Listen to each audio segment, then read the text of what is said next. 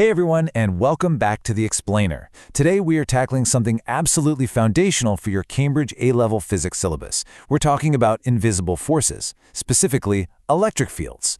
You know, if you've ever felt the static pull of a balloon, or maybe wondered how those massive particle accelerators manipulate beams of electrons, well, you're already observing electric fields in action.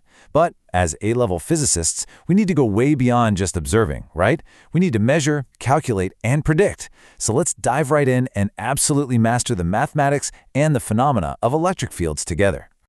Here's our roadmap for today.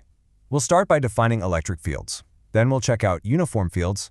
Next up, point charges and Coulomb's law, followed by electric potential and energy. And finally, we'll wrap it all up with the ultimate formula review. All right, part 1, defining electric fields, the invisible force.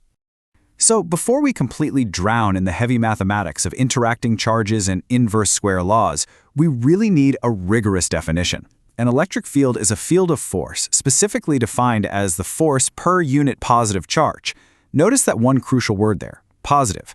Standard convention in physics dictates that we map out our fields based on the force a small positive test charge would feel if you just dropped it into that space.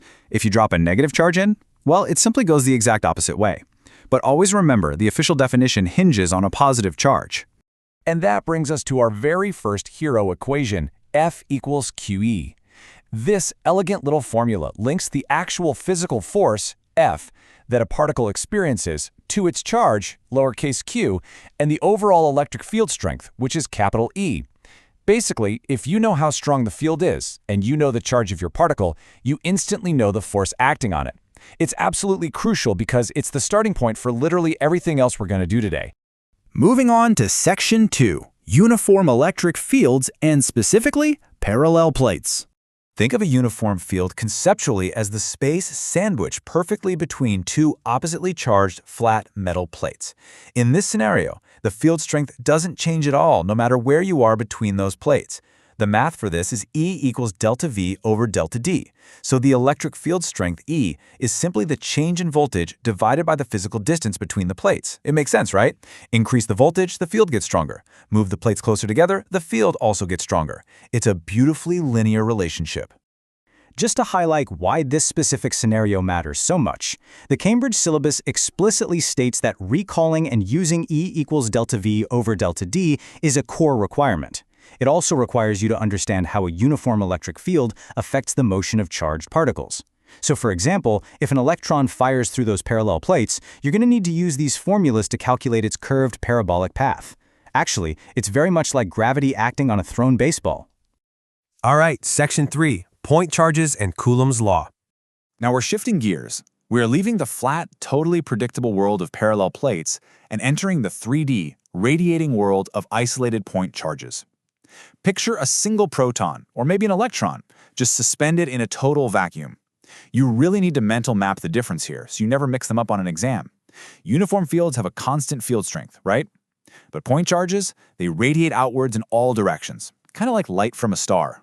The further you get from that point charge, the weaker the field gets, and that is exactly where spherical geometry enters our math. Enter Coulomb's law. This is the absolute master formula for calculating the exact electric force interacting between two distinct point charges in free space. The force, F, is equal to the product of the two charges, Q1 and Q2, divided by 4 pi epsilon naught times r squared. Now that epsilon naught, that's the permittivity of free space. It's just a constant you'll always have on your datasheet. But notice that r squared on the bottom of the fraction? That is the famous inverse square law. It means if you double the distance between the two charges, the force doesn't just halve, it drops to a quarter of its original strength.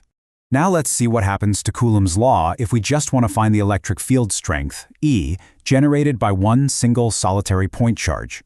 We simply drop the second charge from the top of the fraction. So E equals Q divided by 4 pi epsilon naught r squared. It's the exact same geometric relationship we just talked about, but now we're just looking at the field produced by one charge, rather than the interacting force between two. Let's step it up a notch. Section 4, electric potential and energy. This is really the climax of the explainer today. Because think about it. If an electric field exerts a force on a charge, then forcing a charge to move through that field against its will, that requires real physical work. The strict definition of electric potential at a point is the work done per unit positive charge in bringing a small test charge from infinity to that point. Now, don't let the word infinity scare you. Just think of it as being so incredibly far away that the electric field strength is completely dropped to zero. Dragging a charge all the way from that 0 point against an opposing field takes energy, and that accumulated energy per unit of charge is your electric potential. And to actually calculate that electric potential, which we call capital V, around a point charge, the formula is Q divided by 4 pi epsilon naught R. Now look incredibly closely at that denominator. It's just R. It is not R squared. I can't stress this enough. It is so crucial you do not mix up field strength with electric potential on your exams. Field is an inverse square relationship, but potential is just a standard inverse relationship. Which brings us to the final major equation for this section, electric potential energy, or E sub P. Once you understand electric potential, you just multiply it by your second interacting charge to find the total stored energy. So, E sub P equals capital Q times lowercase q divided by 4 pi epsilon naught R. Imagine you have two identical positively charged particles shoved really closely together. Because they want to repel, they have highly positive potential energy, just waiting to violently push apart the absolute second you let them go. And just checking back with the syllabus requirements again, mastering these specific point charge formulas, Coulomb's law and these potential equations, directly satisfies your core learning objectives. The examiners are guaranteed to test you on exactly these relationships, so getting them straight in your head is a massive win. Okay, let's bring it all together. Section 5, the ultimate formula review. We have covered a ton of ground today and some incredibly powerful mathematics. Get ready to pause and take down these notes, because this summary is essentially your ultimate study guide for this entire section.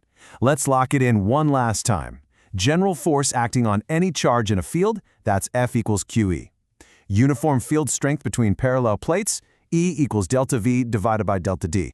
The exact interacting force between two specific point charges, Coulomb's law, F equals Q1 Q2 divided by 4 pi epsilon naught R squared. Now, what if you just want the field strength of a single point charge? You drop one of the Q's, making it E equals Q divided by 4 pi epsilon naught R squared.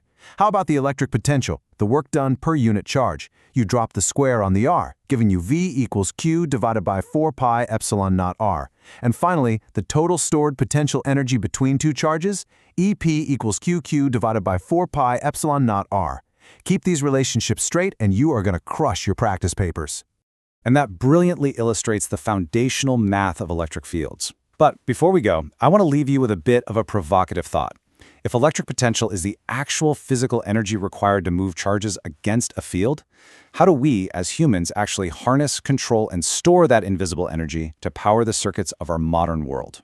Well, the answer involves taking those uniform parallel plates we discussed earlier and turning them into real-world physical components. And that is exactly what we are going to uncover next time when we explore the physics of capacitors. Keep learning, stay focused, and I'll see you in the next explainer.